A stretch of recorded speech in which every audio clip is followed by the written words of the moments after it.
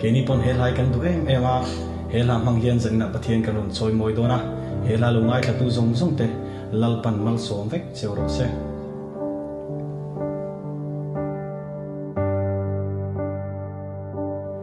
kan khwa zin na khovela hia swa mang to tu antame mangai tu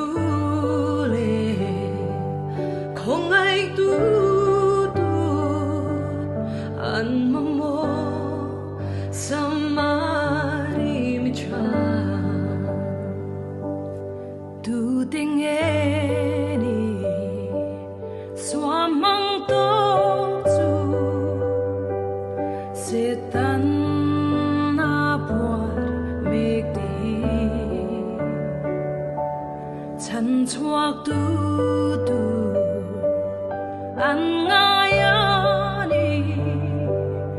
an mamo samari mitra samari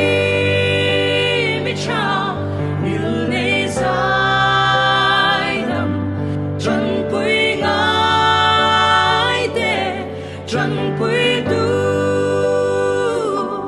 samari mitra kongai tu angka nang po chu ang chuan ti vero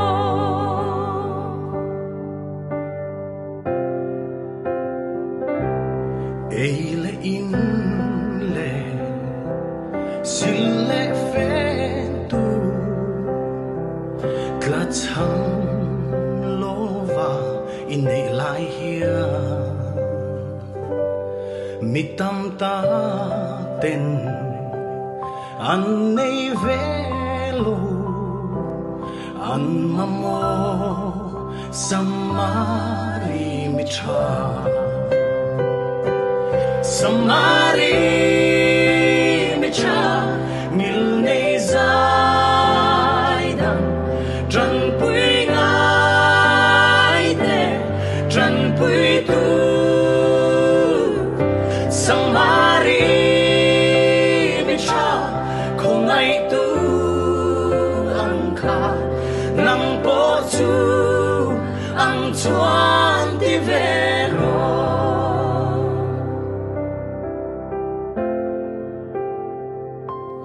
khoi muna poni mala